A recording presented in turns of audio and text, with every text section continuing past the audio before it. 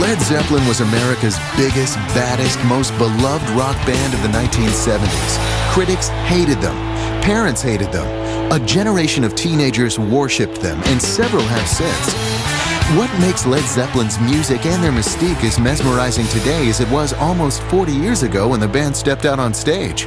Led Zeppelin, now on Biography.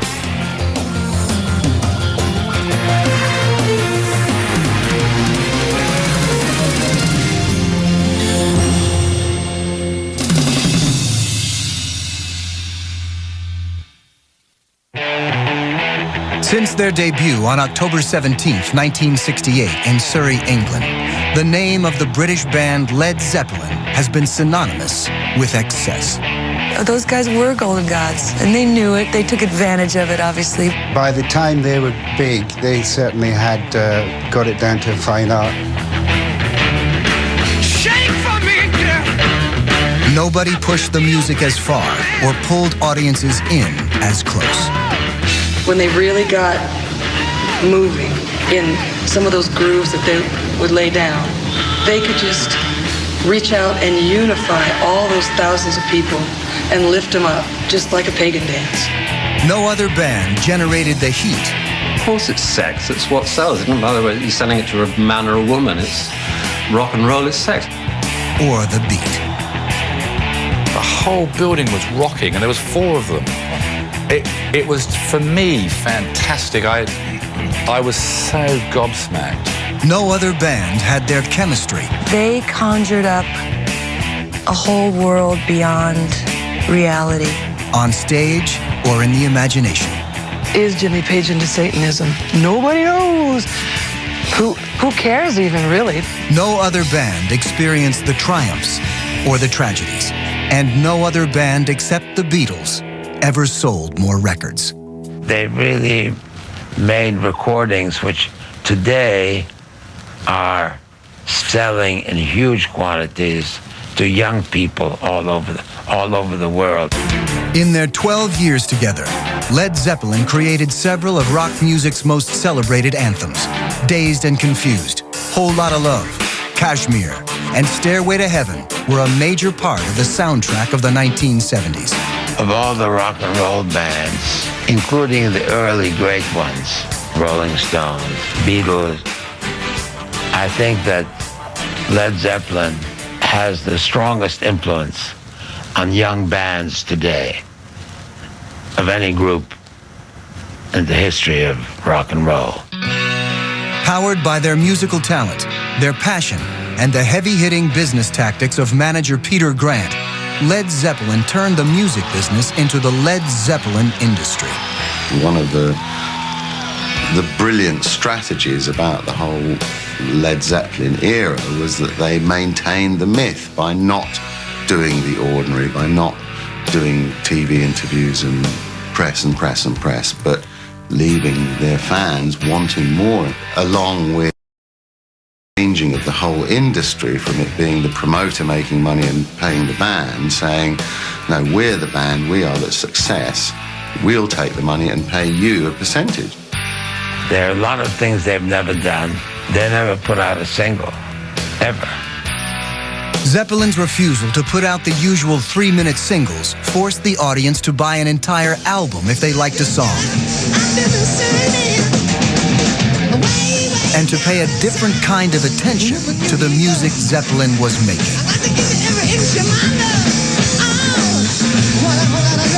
It was like God was coming to visit your town tonight. With Grant and Page at the helm, the band soared to stratospheric heights.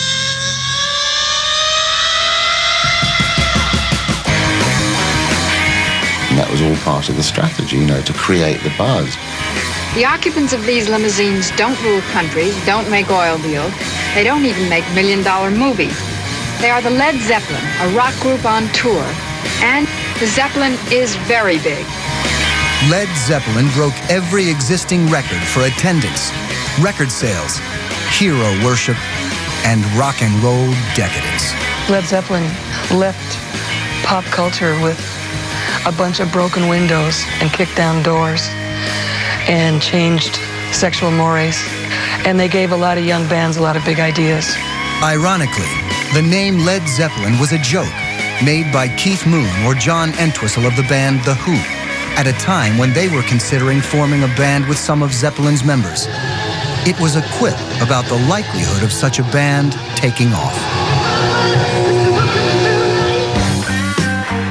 Led Zeppelin began as an offshoot of the Yardbirds, the famed British band that launched guitar legends Eric Clapton and Jeff Beck.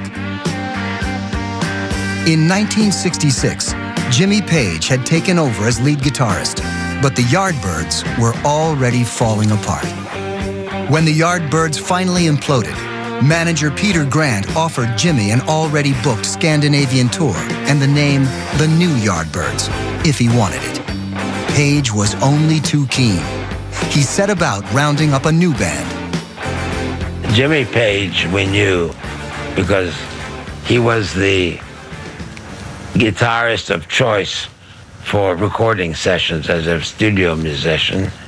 And John Paul Jones was the bass player of choice for recording sessions. So we thought, well, these are two great musicians. And the buzzword was out that there was going to be this great group. Jimmy had invited singer Terry Reid to join, but Reid was unavailable. He suggested a young blues singer from the North Country named Robert Plant. Plant had been with a group called the Band of Joy and was now fronting an obscure band called Hobstweedle. Robert Plant, he was a little bit more of an unknown quantity. He had a very unusual style, which was not so melodic at the time. Plant nominated his friend and former bandmate John Bonham as drummer. Bonham was newly married and barely making ends meet.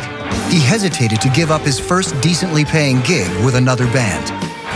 John Bonham was a hit from the word go, Jesus, and he was stunning, you know, blimey. From their first rehearsal, Page, Plant, Bonham, and Jones had a magical chemistry together. Page remembered the moment as scary. It was so powerful. That band was an animal. It was like a wild animal live. It just didn't care about anything but just being up there and bringing it right then. In October 1968, the new band recorded its first album under its own name. It took just 9 days and barely 30 hours of studio time. The first time we heard them, I said, well, this band is going to be the band that will take over. Within a month of their first live appearance, Led Zeppelin had signed with Atlantic Records. Jerry Wester and we wanted them right away. It was the best band, rock and roll band of its type that I'd ever heard. By December 1968, the band was on their way to America for a debut that would literally rock their audiences and land like a Led Zeppelin with critics.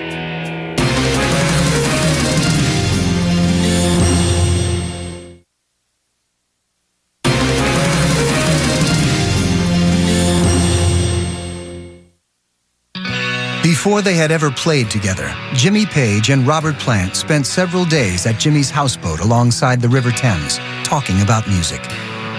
They musically fell in love with each other. And you can hear it in the music, can't you? Both musicians shared a passion for American blues and classic rock and rollers like Elvis and Jerry Lee Lewis. But they were amazed to find that they also shared a love of folk-based acoustic artists like Joni Mitchell, Joan Baez, and Bert Jansch.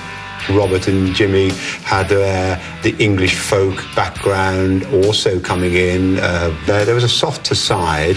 While Plant and Page borrowed from their musical heroes and at times performed other artists' songs, Led Zeppelin's music was purely their own creation. They really were not copying them. I think of them as having swallowed the pill. Once they swallowed the pill, they could just sit down and play naturally and improvise as though it were their own music. One of the band's trademarks was a skill for improvisation that could take the song and the band into uncharted territory. They would take all these inroads and outroads through sections of a song and sort of come out together at the same time. It's impossible for an observer to actually understand how they achieved it. Led Zeppelin's audiences were entranced with their versatility. They would just weave this intensely slow motion effect, and then they'd rock out and everybody like, ah! And then they'd sit down and play acoustic with mandolins and stuff like that. They were defying gravity, really. It's magic. Yeah. But for all of their diversity,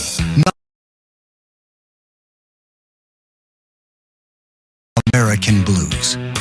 They had this label that said heavy rock, you know, or heavy metal as it was then. And, you know, I thought, well, I'll go and have a taste of this and see what it's like. And immediately realized that it's completely based in the blues.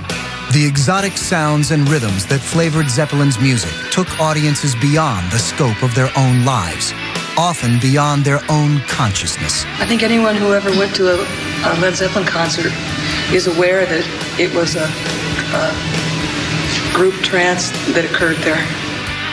For some, the first taste of Zeppelin was actually overwhelming.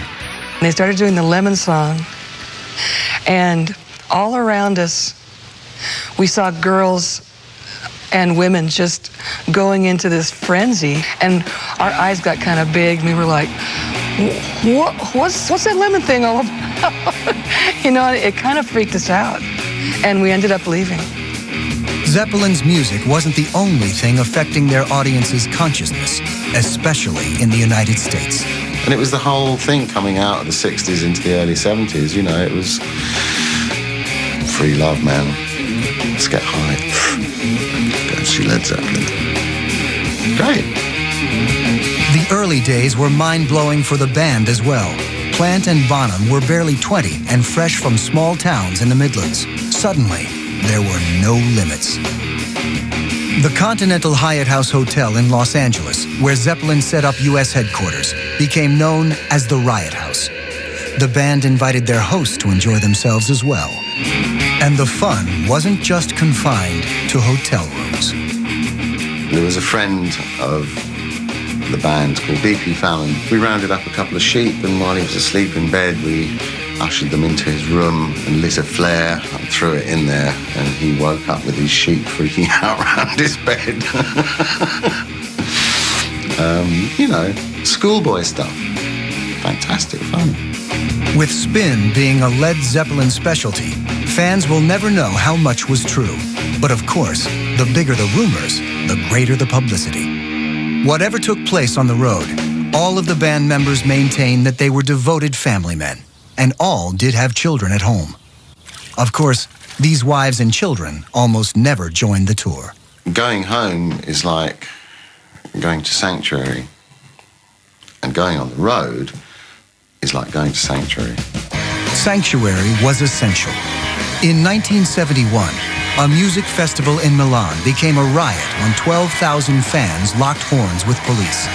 The band was driven off stage by flying bottles and tear gas.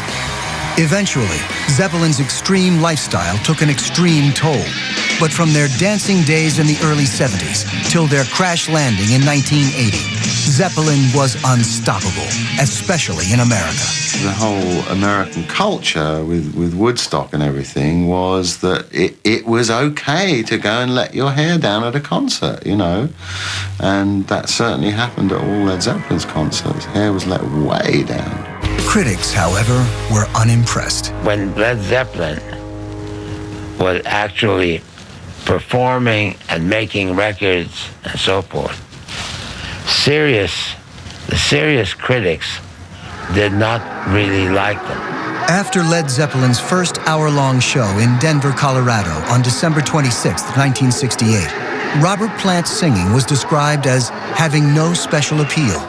Bonham's drumming was uninventive and unclimactic. 3 days later, in Boston, the crowd demanded 7 encores. Still, the negative reviews continued.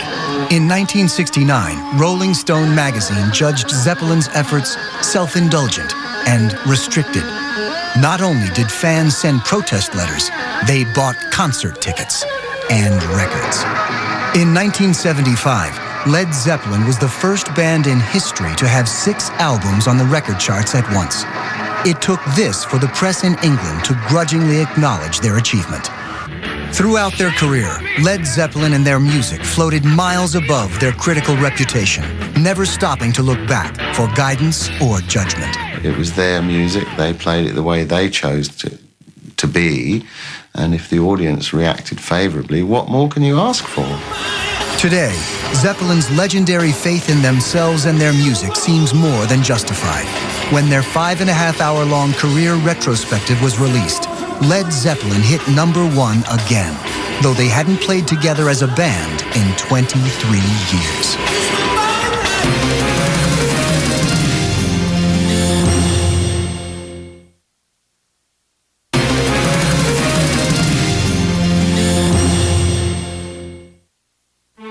James Patrick Page was born on January 9th, 1944.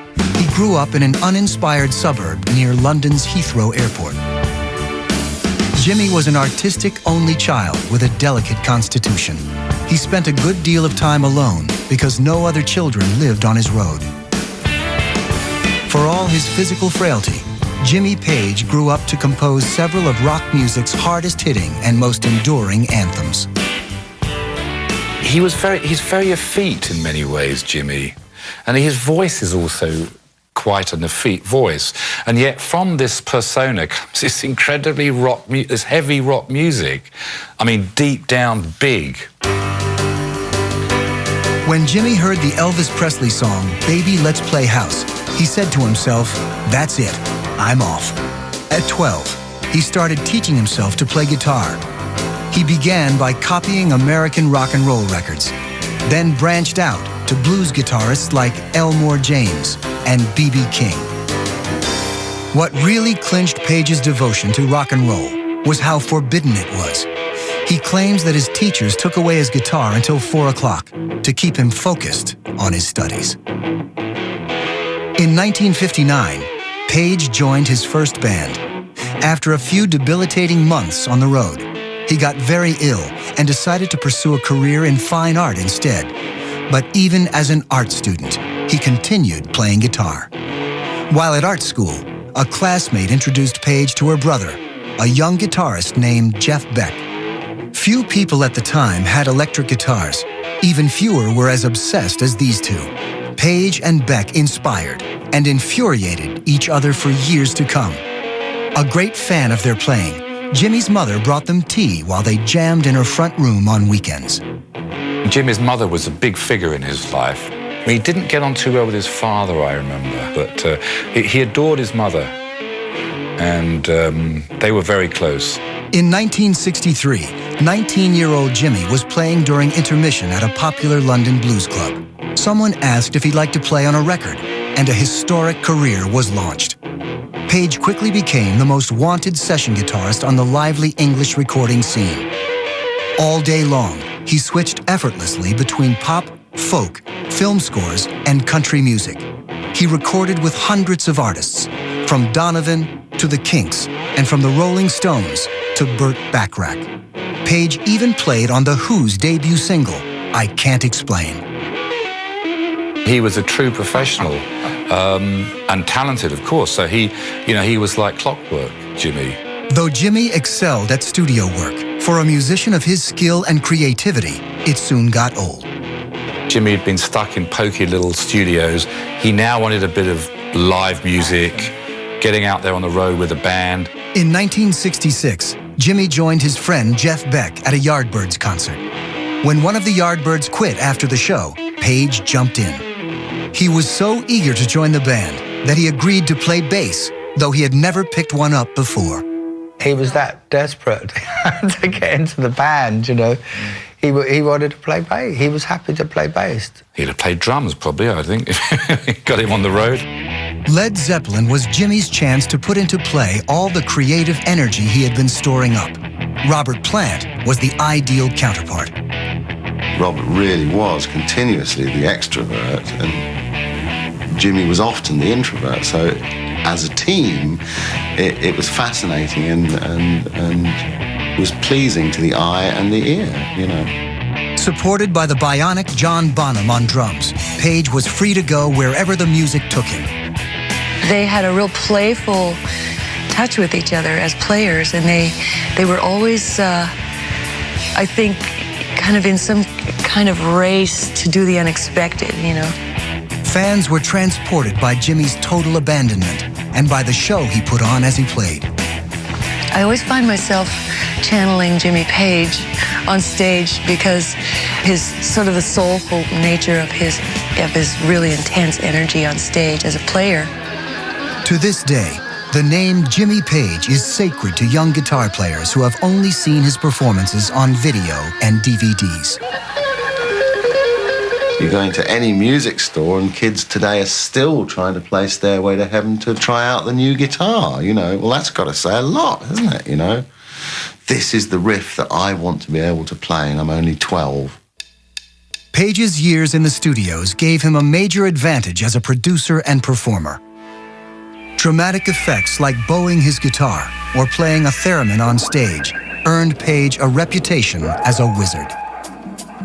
Off-stage activities earned him a reputation as well. Page was reputed to be involved with the study of the occult and a devotee of the English black magic enthusiast, hedonist, and heroin addict Aleister Crowley. He purchased several homes Crowley had lived in and collected memorabilia connected with him. Jimmy's fascination with Crowley led him to inscribe Crowley's motto, "Do what thou wilt," on the masters of Led Zeppelin III. Ultimately, superstitious fans would ascribe many of the tragedies that beset Led Zeppelin in later years to Jimmy's trafficking with the devil. But the heroin addiction Page developed in 1975 was a more immediate threat. For 7 years, while the future of his band and his record label hung in the balance, the ultra-focused Jimmy Page became a dreamy, distant version of himself. The rest of the band had always drawn a clear line between rock star life and their identity as family members. Jimmy Page was quoted as saying, "Better to live one day as a lion than 1,000 years as a lamb." Jimmy Page's guitar playing was the heart of Led Zeppelin's music. Robert Plant's voice was the soul.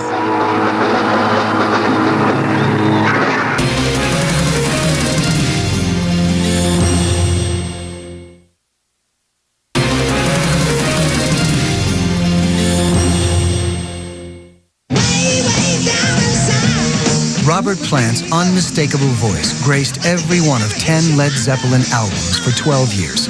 No backup singers, only one special guest star on one song. There's no other singer who sounds anything like Robert Plant. Robert Plant has a totally different approach and a different understanding. Plant's otherworldly wail combines all the passion, power, and yearning of the blues players he idolized as a boy with the swagger of Elvis, the earnest emotion of his folk heroes, and the traditional Eastern music he absorbed in extensive travels. He knows just about every song by every obscure artist ever made. His lyrics range from mock historic Celtic epics to ethereal folk poetry, tributes to Tolkien, and straight-up howls of desire. They are a metal band, but they're so much more because they had this young man, Robert Plant, who was also a poet, had poetry in his soul, dug other people's poetry, and said, my band's going to be multidimensional too. Robert Anthony Plant was born on August 20th, 1948. He grew up in a rural village near Birmingham and close to the border of Wales. At 13, he says, he discovered girls and grew his hair, and his life as a rock idol began to take shape. He was the first one to have the glorious mane of medieval blonde hair that every woman wanted. Robert was destined, according to his parents' plans, for a successful career as an accountant. But before his training began, Robert discovered the blues. As teenagers, Kevin Gammond and Robert played together with John Bonham in the Band of Joy. Robert planned to earn a degree from Kidderminster College until he performed the Lemon Song on campus. We were doing local gigs in this area, one which was the famous Kidderminster College gig where the principal pulled the plug out when we performed the Lemon Song, which was raw, wild, crazy, and we were thrown out of the college. At 16, Robert left home to pursue his passion. He planned to give himself till 20 to succeed. After a few years with the Band of Joy that included being fired by their manager for not having much of a voice, Robert moved on. When Jimmy Page came to hear him, Robert was singing with a band called Hobstweedle. Barely earning a living, Plant moved in with his girlfriend's large Anglo-Indian family. He married Maureen in 1968, and they had 2 children, a daughter, Carmen Jane, and a son, Carrick, named for a Celtic general. Despite his cozy home life, Robert cultivated a larger-than-life rock god image. His form-fitting jeans and flirty shirts were about as overt as male sexuality ever dared to go in the 1970s.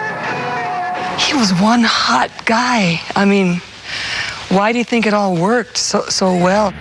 On stage, he was pure energy and physicality in motion. His presence and his way of moving mesmerized men and women alike. He showed a kind of real fiery comfort with his sexuality that set a lot of male singers free. Like Page's guitar, Plant's voice is a versatile instrument with a range of colors, shadows, delicacy, and unnerving intensity. Because of the sheer power and the influence of all the great blues singers, he came up to the microphone. It could split your head in two. It had that real sort of conviction and power. In August 1975, a shattering moment threatened the future of both Robert and Led Zeppelin. He and his family were vacationing in Greece when Maureen Plant lost control of their car. Maureen fractured her skull, and Plant sustained numerous injuries, most significantly, a badly smashed ankle that kept him off stage for nearly 2 years. Robert recovered physically, but gained a life-altering awareness of the fragility of human life. Yet even as he eased warily back into performing, tragedy waited around the corner. In 1977, on the band's first tour to America since his accident, Robert received a phone call from Maureen. 5-year-old Carrick had succumbed to a violent respiratory infection.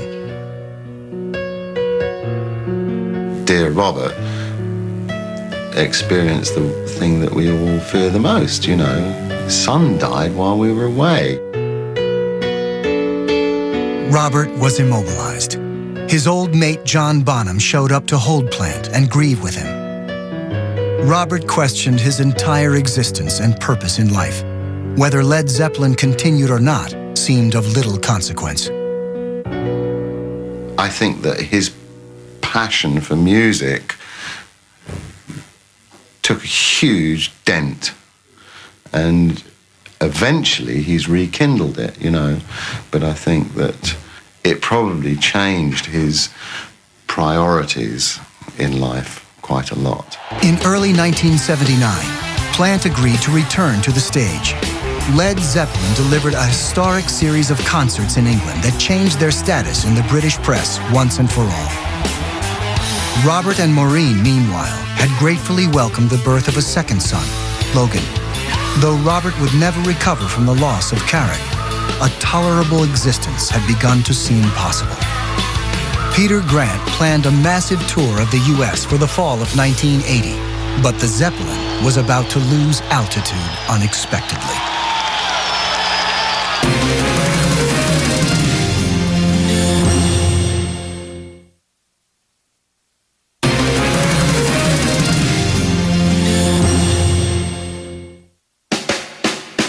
John Baldwin was born on January 3, 1946, in Sidcup, England.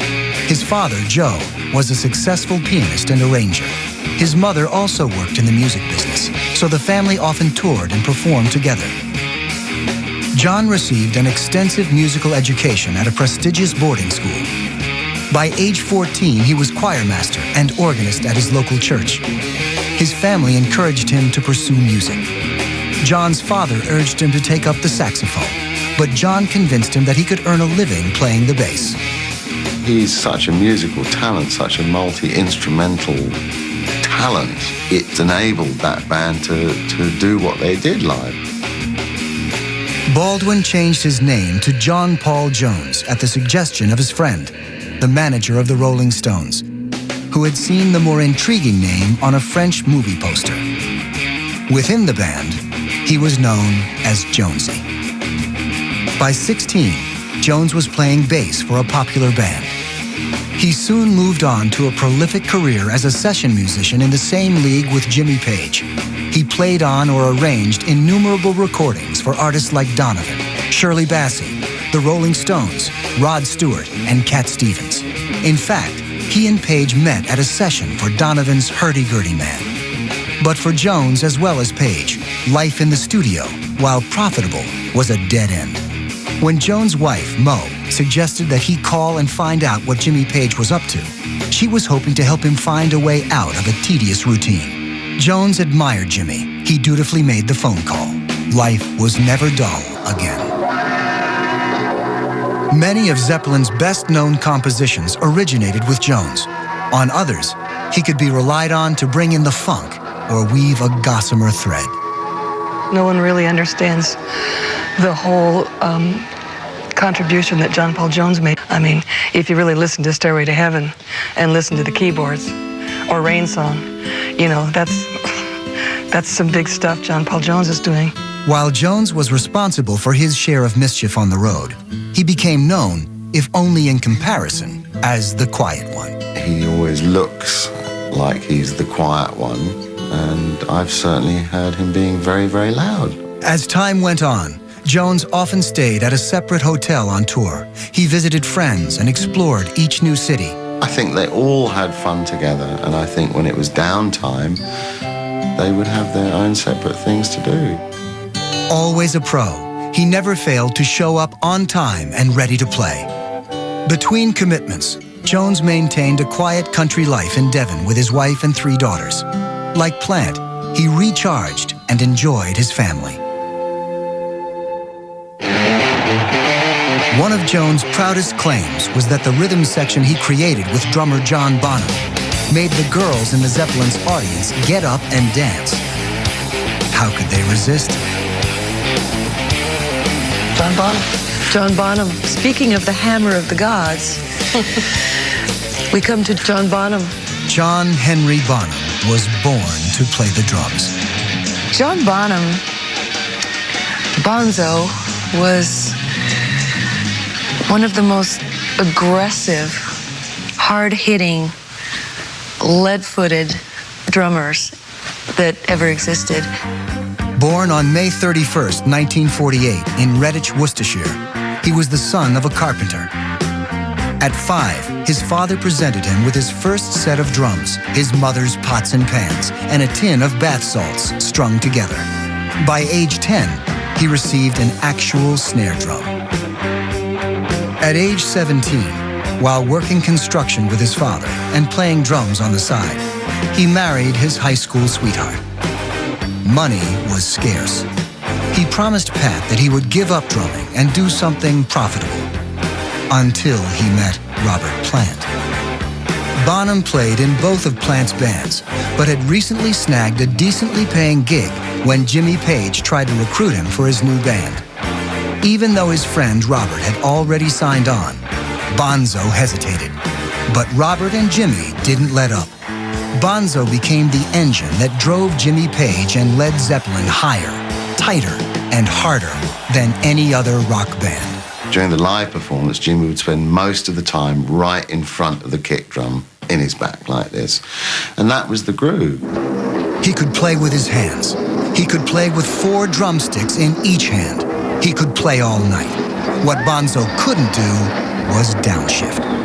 A loving, gentle family man at home, Bonham became a wild man on the road.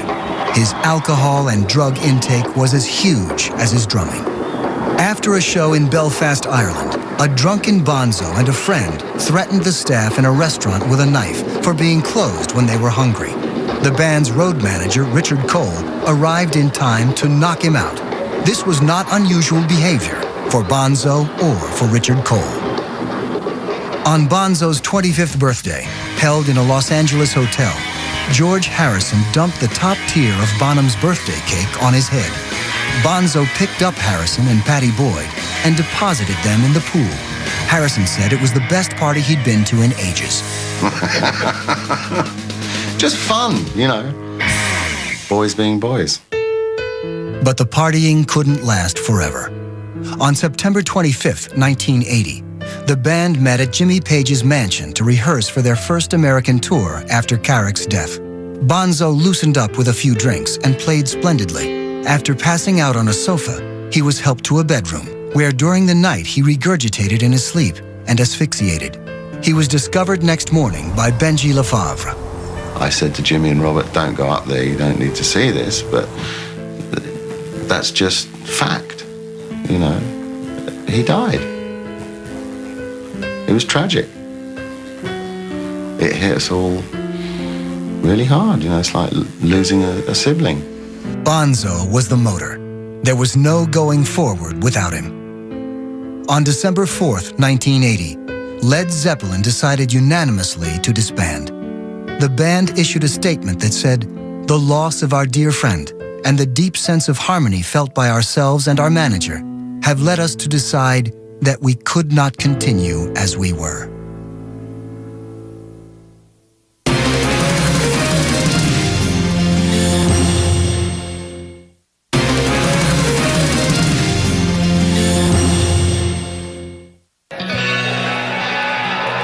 In many ways, Jimmy Page did prove to be a wizard. His talent, formidable will, and business sense not only created the most successful hard rock band of the time, it transformed a generation and an industry. You don't, create a band and take it to the top of the pinnacle and produce all those great albums without a certain cohesiveness of willpower. Let's put it that way. Page's wizardry transformed the way music was performed and recorded. Jimmy Page is an amazing producer. He makes things sound really present. It's right in your face, it's right in your ears, in your head. Led Zeppelin defined the era of the long-playing album. While their music was never aimed at the pop charts, Zeppelin ruled the FM airwaves and concert arenas. They are, by most measures, the most commercially successful rock band ever. Jimmy Page embraced every aspect of the business as an opportunity for what we now call branding. When the press focused too heavily on gossip, he turned their attention back to the music and the myth with a typical flourish. For Zeppelin's fourth album, Page had each band member choose a symbol to represent himself on the cover, but pointedly omitted any other information. Jimmy, of course, refused to reveal the meaning of his own symbol. Fans were literally enchanted. Perpetuating the myth. There comes that phrase again. It is a brilliant strategy, and it works to this day, you know. From their first note, Zeppelin was a stunning example of musical alchemy. Each member was an irreplaceable ingredient in their musical chemistry. Minus one of its four essential elements, there would be no more miracles. The most important thing was the music, and the music could not continue without John, apparently. After Bonham's death, each member of the band mourned in his own way. Jimmy Page put down his guitar for 2 years and gave full rein to his reclusive side. He mixed the band's farewell album and wrote the soundtrack to a film. Page didn't perform again until 1983, when he joined several of rock's superstars at a benefit concert. Before returning to the stage, Jimmy resolved to kick heroin and did so in a matter of days. Now 60, Page's wife, Jimena, and 3 young children are his priority. He devotes time and energy to a charity run by Jimena that cares for homeless children in Brazil. Page has since toured and recorded with other vocalists, but he has never replaced the musical magic he shared with Robert Plant. He and Robert played together on a 1994 MTV unleaded special, and toured twice as Page Plant in 1995 and 1998. They have no plans to revive Led Zeppelin. In August 2004, Jimmy Page was the first musician invited to leave his handprints in the new British Rock and Roll Walk of Fame. Robert Plant and Kevin Gammond founded a music education program and a record label at the same Kidderminster College that booted him for his famous rendition of the Lemon Song. And yes, Robert occasionally drops by to lend an ear or an opinion. Now divorced, he still lives in the Black Country near Wales, where he is a rabid supporter of the Wolverhampton Wanderers Football Club. He continues to explore and collect music from around the world. The quiet one, John Paul Jones, has gone on to a varied career as a solo artist, producer, and composer. Jones has toured and recorded with opera singer Diamanda Gallas and worked with R.E.M., Brian Eno, Paul McCartney, and to their great delight, with Heart. He has not worked again with Page or Plant. Peter Grant's larger-than-life journey ended in 1995 when he died of a heart attack. After Zeppelin, he never managed another band. But during his glory days, Grant left an indelible mark on rock and roll history. As John Paul Jones put it, there were absolutely no limits for Zeppelin. The only rule was that the music always came first. Led Zeppelin would do anything to ensure that. I think having that determination and also being able to have the combination of Jim, John Paul Jones, it was the right box of fireworks. From early on, when the band tired of life in the fast lane, they would retreat to a rustic cottage in Wales where Robert Plant had vacationed as a boy. Walking in the countryside, sitting around a fire at night, inspired softer, more intimate songs that offered a glimpse at another side of the band's artistic soul. As it turns out, their spirit, like their music, was without limits. Another creative haven was a rented manor house outside of London. There was a big marble entrance hall with an oak staircase that went up 2 floors all around it, and that was where the drums were, and, you know, they just sounded enormous. There was a big living room next door, which is where John Paul and Jimmy were, in front of a log fire playing. Yeah, it was fun. Several landmark recordings took place here. Using the entire house to record in gave Page a fresh canvas to work on. Most importantly, Headley Grange was a hideaway where the music could unfold in its own time. Mandolins, guitars, pianos, mellotrons, whatever it may be, would be there at their disposal. And some days, people wouldn't get out of bed. And some days, people wouldn't go to bed. There's no formula that I can give you as to how they wrote songs. They just did. Led Zeppelin was always on a quest. You know, it seemed like they were on a quest to merge a lot of different realities into their music. When something is that good and that honest and that soul qualified, it does not go bad. It does not degenerate, you know. It's authentic. It's authentic. The most requested rock song of all time was completed at Headley Grange. Robert Plant had been reading a book of Celtic history. Jimmy played him bits of the song on cassette. As he sat by the fire one night, the first lines came into Robert's head. There's a lady who's sure. And the rest is history. And she's by The stairway to heaven is in your mind, babe. Led Zeppelin guarded the secrets to their musical alchemy. But maybe it was nothing that could be put into words. You simply had to be there. To heaven.